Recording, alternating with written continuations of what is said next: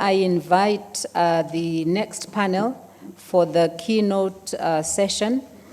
And let me invite Ms. Lindiwe Mugabe, who is from the Women, Gender and Youth Department of the AU Commission, to come up on stage, and also her panel to come up with her while I make the comments about this session. So this high-level plenary inaugurates AWiM25 by positioning regulation and governance at the heart of media transformation for gender equality and youth development. Against the backdrop of the Kigali Declaration and the African Union Convention on Ending Violence Against Women and Girls, the session calls for bold, enforceable frameworks that redefine how African media systems protect, represent, and empower women and young people. So, Lindiwe, I'll hand over to you. You will invite your panel, and then you will proceed. Thank you, Madam Wayne, and a very good morning to you all. I'm not sure why you are not clapping for me. I'm not sure why. Is it my hair? Is it my shoes? Which one is it? I'm not sure why the media girls are so quiet. The media girls and the media boys, we come from the gender space. I know we've spoken about very sobering stories, but it's time for us to get down to business and to set the tone for this entire conference. I also want to add a bit of history and say my first AWiM conference was in 2021, right in the middle of COVID and all the other things that were happening. And I want to call this conference and Dr. Yemisi a blooming flower, ever blooming flower. And I can't wait to see AWiM 2030 and to see what you'll have done with this platform by the time we get there. My name is Lindiwe Mugabe. I'm a noisy girl, and I make noise for women. I make noise for girls throughout the entire continent. I'm not sure if you can see me. I don't know. Wayne said my panel should join me on the stage. But they are still sitting, but it's okay. We'll do the formalities. I'd like to call to the stage Dr. Yemisi Akinbobola. She's an associate professor, research degrees coordinator at Birmingham City University, and a global authority on gender and media in Africa. She sent me a long bio. I won't read it because we're pressed for time. I'd like to call Mr. Jonathan Tesfaye. Please make noise for the boys.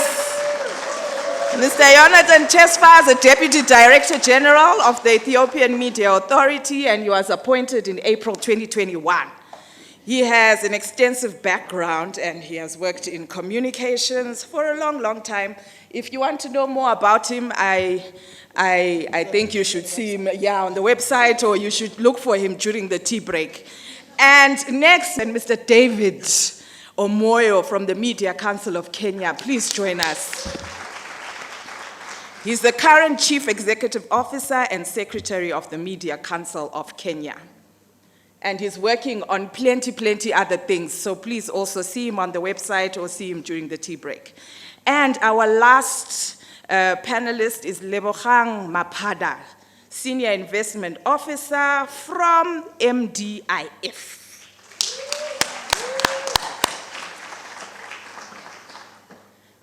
Please, you know, I'm a Toastmaster, so we clap until the panelist is seated.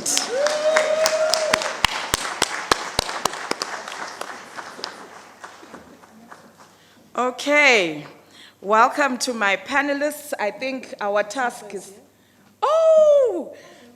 and a resounding applause for Latifa, who is back from wherever it is she had gone. Okay, excellent. Our job is not very simple, but it sets the tone for the entire meeting. We're focusing on policies, we're focusing on regulations, governance, and all those important things. And I think we're going to have a conversation around it which will shape how we then carry on the conversation throughout the 2 days. I'm going to ask each of you a question and request that you answer it in 30 seconds to 1 minute. I do have my timer, and I know we're chasing tea break and all other breaks, but we'll ask you to respond to it very quickly. And I also want to request the tech team to put the QR code on the screen. We may have to cut our question and answer segment short, so feel free to engage with our QR code. This is why I like tech workshops. We can do things smart. So as soon as they put it out, you'll get an opportunity to engage with the platform. Let me start with you, Latifa. What is one regulatory or policy lever that could immediately shift gender equality in media? You have 30 seconds. Okay, so first of all, thanks to AWiM for this wonderful opportunity to bring us together. I do apologize for my English. I saw that there will be some translation on, there is no, so I hope I will be understandable. I will answer that from a regulator perspective. I'm afraid to say that nothing will shift gender equality in the media immediately. When you say immediately, why? Because real progress requires a systemic approach. Women must first be present in political, institutional, professional spaces to exist as spokesperson in the media. If I had to name one lever, let's say that it will be this: align media regulation with broader legislation gender quota in public and political life, and ensure transparent monitoring of who actually speaks in news and debate programs.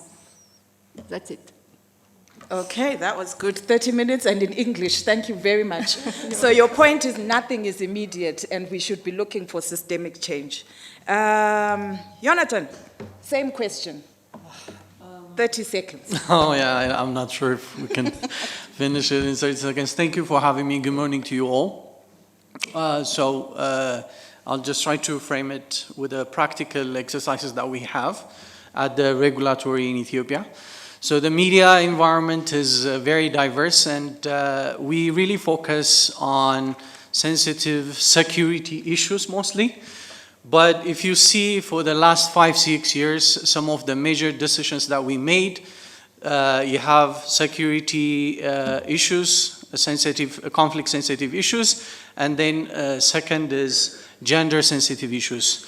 Some of the harsh measures that we even took has to do with harassment and violence against women. One media even we issued a last warning if they continue to practice such kinds of broadcasts. So our policy is backed by action, and our action is almost equivalent with our national interests. So that can show you how we can ensure policies with action and with candid approach to some of the problems that we have in media. So. Thank you for that. I'm hearing all policies are backed by action. And I think you'll tell us more about the action that you took.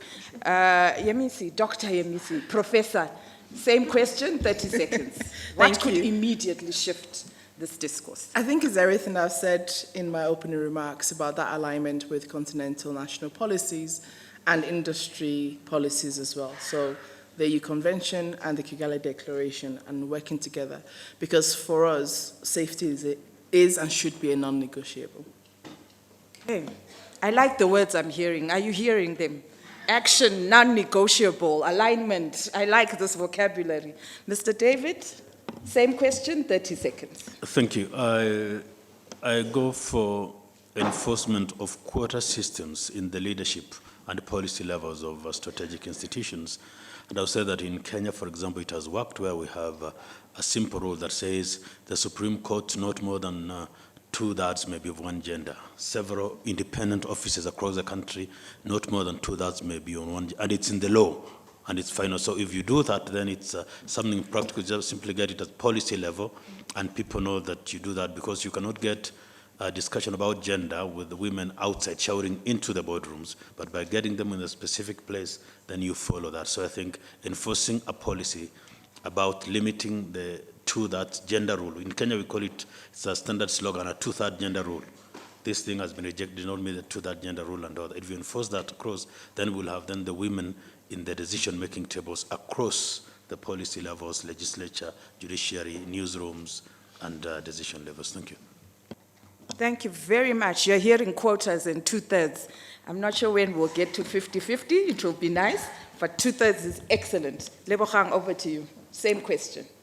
Thank you. I would say mandatory disclosure of gender disaggregated data, because we cannot diagnose a problem that we cannot see. So the data would be, say, with ownership structures, leadership, control, procurement. Once we understand the inequities that exist within the structure, then we'll be able to address the problem. Excellent. Thank you for bringing data into the room, because I think it's important it's important for us to measure it and to know what the situation is, and that way we can deal with it. I'm going to come back to you, Latifa, and ask how regulators can ensure compliance with gender and youth mandates. We've said a lot across the panel, and I think we can take it deeper now. Yes. Over to you. I will say, first of all, in the context of this ocean of numeric platforms, digital platforms, on all the information we have, it's very, very important to have, like we say, a citizen-driven regulation. People must understand what is regulation, what is self-regulation, and be aware of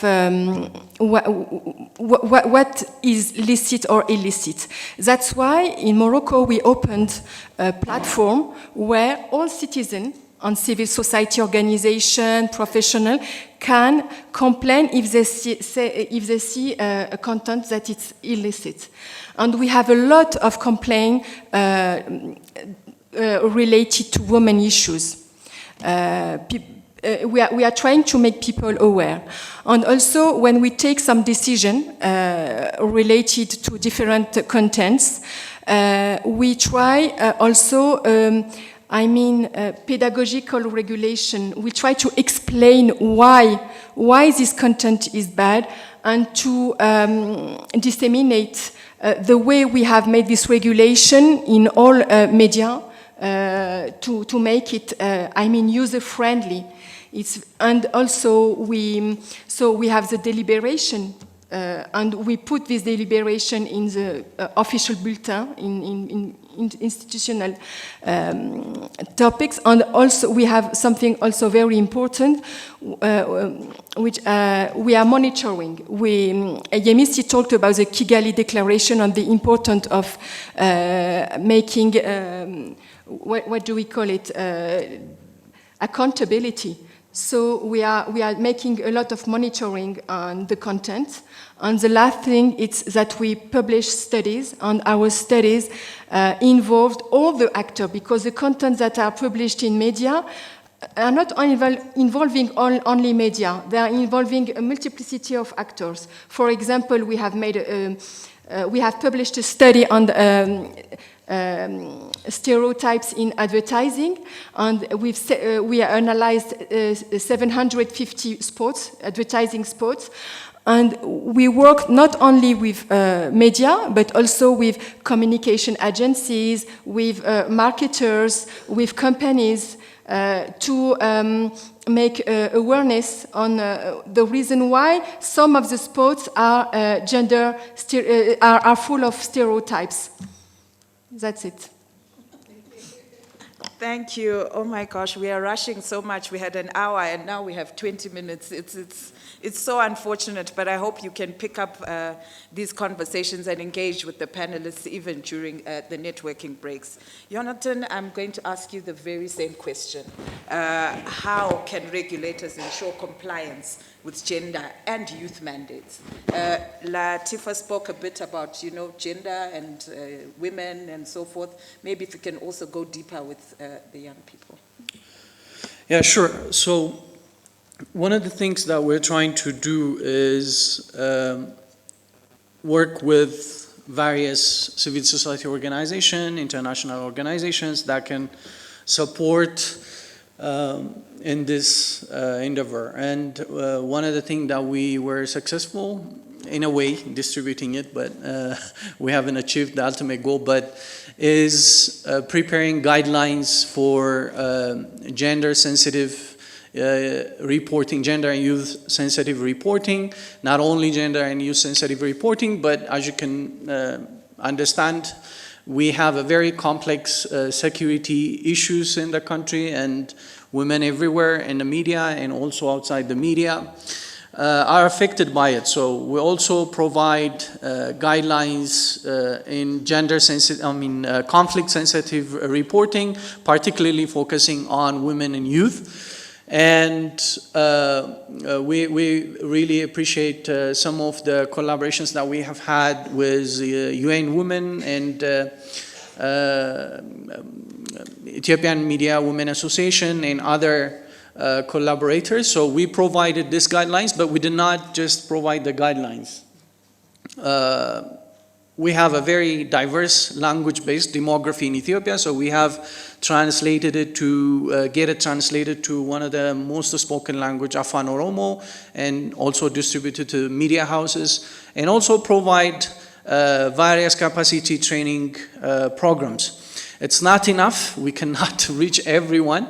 We still need support. We still need to work hard, creating awareness and building on those practices. So as far as compliance goes, we have a hotline, 1991, free hotline that people can call and report, and we take measures. And also in the media houses, we try to engage actively and frequently with the guidelines that we provided, and we continue to find gaps with our monitoring and intervene more, respecting their editorial policy, but with a framework that we have already provided. So that's what we're trying to do at the moment, and hopefully it will align with AWiM's goals. Okay, this is very interesting. I live in Ethiopia and I'm hearing some of these things for the first time. So it's it's really, really interesting. And in another space, I'd be keen to hear, I'm hearing how you manage the locally produced content and the locally produced, the local media houses, but also how you'd engage with the DSTVs of this world and everything else, because I can't call 1991 for MTV and Trace media and whatnot. So you answer that, not now. All right. Let's talk at tea break. I need to go to David now. You spoke about the 2/3, but I'm sure you also have other examples of effective regulation that exists and that we can learn from and possibly replicate in our different spaces. So over to you. You have free reign for 5 minutes. Thank you. 5 minutes is good, especially now that we are the minority in this room. I will go back to give another example. In Kenya, any organization that receives public funds, that is government funds, you are required to set aside a percentage of the funds of all procurement for women and youth. Otherwise, at the end of the year, you are declared non-compliant. And then you move into media production broadcasters. They have a local content requirement, which is 30%, supposed to grow to 70%. And it's a requirement for license renewal. I've seen now they've even introduced a new category in government spending of people with disabilities. And the local content has gone even in procurement, that when you purchase anything, you must purchase a certain percentage of the national budget for locally manufactured goods and services. So I think, and what we are seeing is continuous enforcement. We have the National Council, National Cohesion and Integration Commission that looks at the gender role. It looks at regional balance, because Kenya has more than 42 different ethnicities, so you don't have one ethnicity. Looks at the youth and all that. And then it's enforceable. Then we have the National Treasury and National Cohesion and Integration Commission that requires that every 30 days for everybody who received public funds, you file a report and saying, these 30 days we have procured goods and services from the following people. The following were gender, were youth and women. The following were people with disabilities. This was they call it, this is now then local content, these are local manufactured goods. And if you do not comply, you're given a warning, you're given, the third time they publish you in the national newspaper and all that, and you risk getting the budget reduced. So over that, while we have normal government challenges and all that, but the law is very clear about implementing the quota services and really getting sure that there is space for the youth and women and local content and all that. Of course, you know that people who believe that some laws are made to be broken, not followed. So we have certain big, we call them not entrepreneurs, but tenderpreneurs. You go and then register, bring a group of women together, then register a company in their name, then you submit the paperwork is in their name, and then it goes back. That force goes back to the Ethics and Anti-Corruption Commission to follow that up. But at least the fact that we have these people and companies in their name, and that those women and youth who are procuring definitely get a percentage of that, I think is something enforceable. And the fact that it's enforceable direct from the national treasury that disburses the funds, then we have independent bodies who check the composition and how the budget was disbursed, local content, and you have to submit the papers, and you get your marks. They rank all public entities every 90 days, and eventually at the end of the year you get a final report form of the compliance and all that. And now they have introduced what they're calling a matrix of consequences. That means that any public entity that did not follow the requirements, what are the consequences to follow thereof? So I think it's really possible, but it begins at us deciding what we want to do, then getting the responsibility matrix on the specific duty bearers, the procurement officer, the hiring officer, the recruitment entity and all that, and the funding agency, and then being able to follow that up. And while we say that it is not, we want to move to action, I think it's important when you start with the policy and regulation, because that way you have set up a yardstick against which you can measure people, so that while it is important to lobby, it takes the lobbying and advocacy, like what we are doing here and others, to make sure that then we have the resolutions passed and signed, and then they get adopted by member states and others integrated in the constitutions and laws. And then you can have then the same guys who followed the lobbying and advocacy, the international NGOs and local lobby groups, now start monitoring. We have a very popular in Kenya, they do the name and shame. They can caricature you and all that, you embarrass them. And if you have a very strong media sector and socio media sector, people really embarrass you and all that. Of course, sometimes the Gen Z, they go too far. They look for, if your CEO was not followed up, they look for the number of your parents and your children and say this is where they study, please shame them and all that and all that. But at least it works. It's one of the consequences for compliance. Ideally, the law should follow its course and all that. But I think if you are logical, you put something in the law, and then you have a legal matrix of consequences for failing to use the law, including getting budgets reduced and not scoring, because then if you score below a certain level on those national values and principles, then you get your budgets reduced, you cannot get a salary increment in the new year and all that. I think it's enforceable if we move, especially in the boardrooms, make sure that we pass enforceable policies and regulations and ensure that they are adopted by member states and regulatory agencies. Finally, as we spoke about the local content in media houses, it's about 30% local content to have your license renewed. Of course, people get very cheeky in local content to import a program from China and add under it a Swahili translation or a local language translation and say that. But at least it's an effort, because it's quite costly to also produce locally and all that. But when you get that in the law and policy and enforce it, so you get a few people's licenses withdrawn because they do not comply with that, I think that can be, it's something that is actionable, especially if you clean up and introduce hygiene in the enforcement and follow-up process. Thank you. Thank you, David, for that really interesting example. And I think as we continue to speak, I'm seeing how even the African Union Commission can come in to support even with the different governments.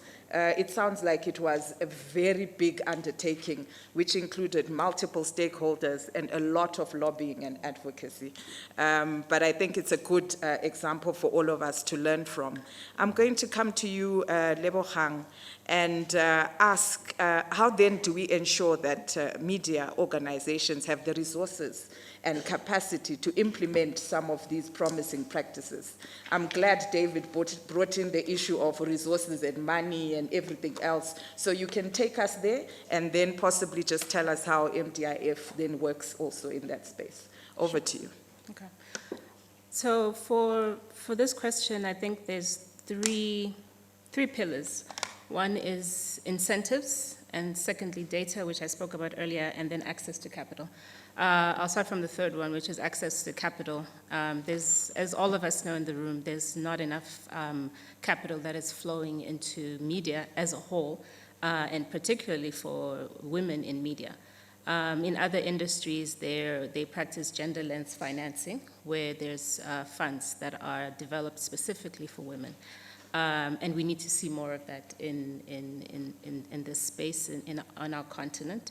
At MDIF, we are a broad fund that invests across the globe. But when we do our due diligence, we do employ gender lens in our due diligence process, where we, for example, when we are doing our ESG due diligence, we look at how many women are in leadership, what percentage of women are owners of the business. So that speaks to incentives. When we speak about incentives, I believe that incentives drive behavior faster than policy. And so you tie capital to incentives. So for example, if there's 50% ownership, a minimum requirement, let's say, of 50% or 40% ownership in your business will get you more points as you apply for capital. And so those are the kind of incentives that will drive capital faster if in a space like ours where there are no women-specific funding.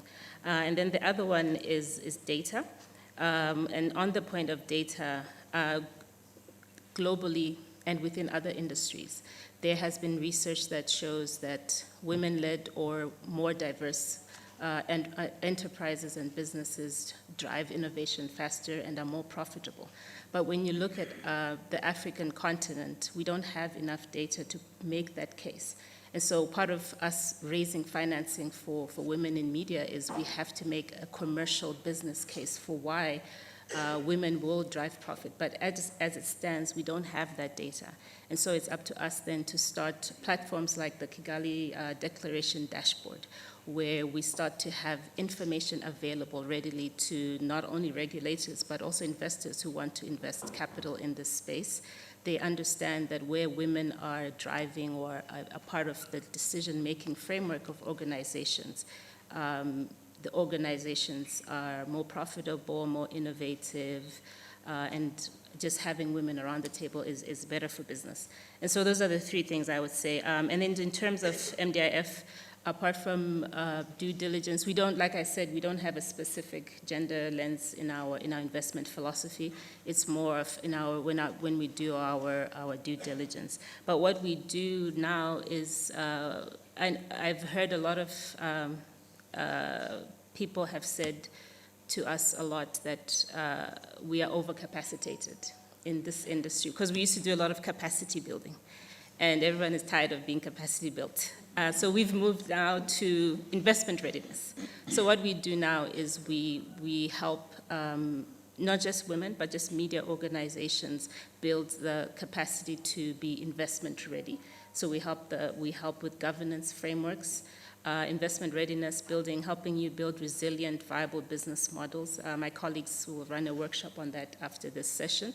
But really, we are moving more towards getting you actually ready to say when an investor comes knocking on your door, you know, everything is ready for that financing. And I think that's part of that conversation about, you know, getting gender equity in this space, because there's not enough women who are in ownership, who are in leadership, but we get them ready by giving all of these tools that we support. Yeah, thank you. Thank you for that. Dr. Emusi, would you like to pick up the same question? Resources and capacity. Yeah, I think all of this come together to what we would describe as an enabling ecosystem or ecosystem. the regulation, the compliance, the funding, the investments, etc., and ensuring that that ecosystem is addressed at structural, organizational, and human levels. I think capacity building should still be continuous, right? And because in every training that we do, when we do capacity building, we do not lack in applications. In fact, we get thousands of applications. But I think you're right in terms of making sure that it's not just left at, you can train all you want in, how to report on XYZ issue, but if the policies are not in place to make sure that they have the same equal opportunities, if the resources are not in place to make sure that that media organization can prioritize that area of work, then it doesn't go to fruition.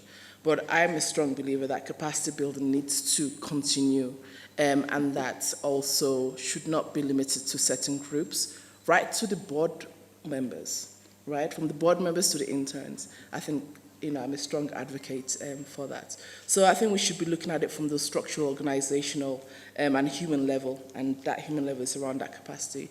On the structural level, do I still have time? Yeah? On the structural level, so things like making licenses accessible, right? Things like ensuring that our national policies, media laws are not ambiguous, right? So it's a whole ecosystem, right? Ecosystem, I never know the right pronunciation, that kind of functions together in order for us to achieve that. What else did I want to say? Yeah. Say everything because the plane is about because to land. It's about to go. It's about Yes. to go. No, yeah, I think that captures it. Yeah. Okay. Oh, you're all hand on the buzzer. Latifa first. Concerning this issue, I will add that traditional media face dual pressure, actually, because they are facing the erosion of advertising revenues on the competition from digital platforms. And there is also regulatory asymmetry. A key challenge now is to design an agile regulatory framework for platform without constraining freedom of expression, of course, but in the meantime, we are enhancing our vigilance on monitoring specific platforms with regard to sensitive contents. For example, we have produced very important and sensitive study on the journalist coverage of violence against women. We noticed an important gap between regulated media and media platforms. Yeah. And for us, it's important that media regulating, media platform have to be also regulated, because media regulated have a specific technical specification, and they are being careful. In media platform, you have like a banalization of violence, legitimation of violence, and we have made many statements on the gap, on the difference between these two types of covering. So that's it. Okay. I'm a very quiet moderator. Over to you. Quickly to, just in not a few minutes, 1 minute. I think it's also important, we're talking about incentives and shaming and naming and punitive measures in terms of regulation, but also we need to consider appreciating and celebrating the achievements that we have. Like some of the, for example, recently IGAD conducted a media award, and one of the winner of that award, a Lifetime Achievement Award, is Maaza Birru. She is a media owner and highly respected and appreciated in Ethiopia. So telling those stories and celebrating them and then multiplying those kinds of activities would encourage more, incentivize more the media landscape to, incorporate these policies. So it's not just only the negative, but also the positive measures that we can implement in different aspects can encourage more engagement for women to not only tell a story about themselves, but shape narratives in Africa, shape whatever social issues that we have in Africa that needed to be addressed. So that should also be one of the topics that we need to consider. Okay, thank you very much. It's not only about the negative, but also about the positive. And I heard you, Latifa, about trying to balance the rights. While we try and empower women and girls, we also shouldn't trample on the right for freedom of expression. Dr. Yemisi, I would like to land this plane now so that we go for our tea break. You know, when we prepped for this keynote, we had a menu of questions, some which I haven't asked and some which I'm sure the panelists prepared for. So I'm going to give you the buffet. In your last words, your last statement, anything you want to say to all of us from anything that you used in your prep. So just your last statement in 1 minute before we close the panel. I'm looking at Lebogang.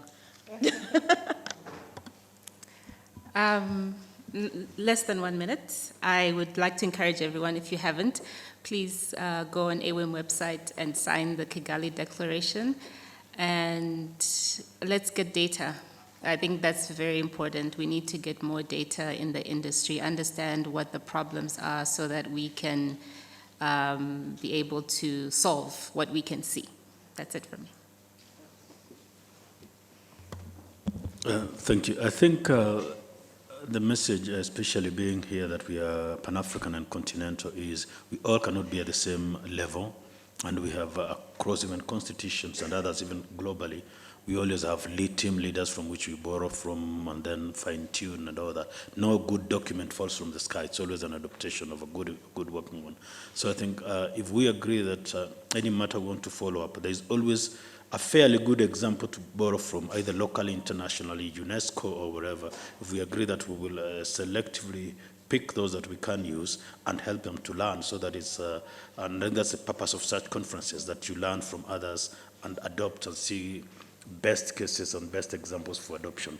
That will make us move better. Otherwise, if we have no examples to follow from, we'll all be groping in the dark. We know what we do not want, we don't know what we want, and eventually we are unable to move. So that identifying where to learn from and all the resources on AWiM, UNESCO, the AU, and the UN websites will help us move forward. Even if it's one country at a time, or 3 or 4 countries at a time, I think we'll be able to move forward in this matter.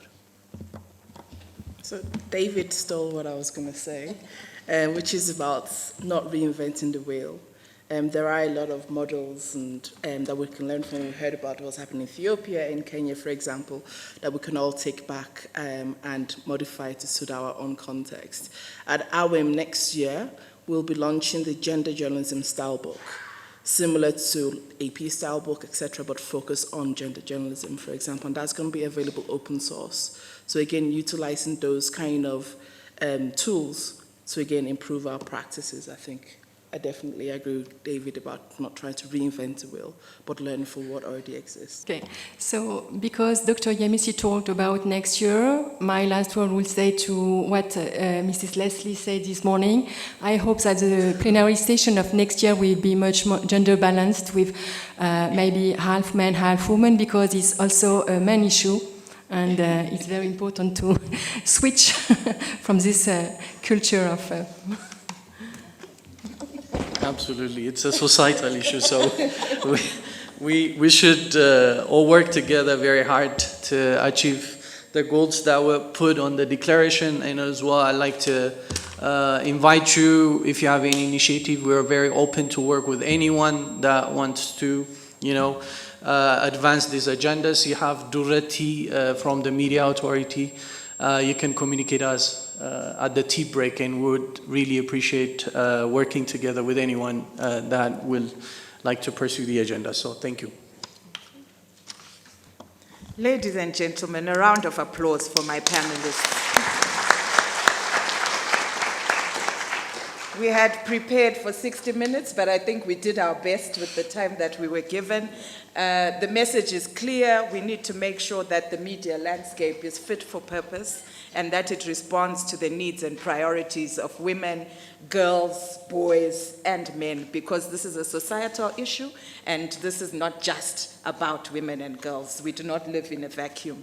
With those words, I just want to remind you that today is day 10 of the 16 days of activism against gender-based violence. So I saw that we are requesting a message on the boards outside. Please engage with the QR code, and if anyone is wearing orange, give them a hug, because that is our sign, that is our color for the 16 days, and a sign of hope for the women and girls of the continent. My name is AWiM25, again representing the Women, Gender and Youth Directorate. Thank you, dear panelists, and I'd like to hand this over to Wayne, our chief moderator, and please give me a round of applause as well.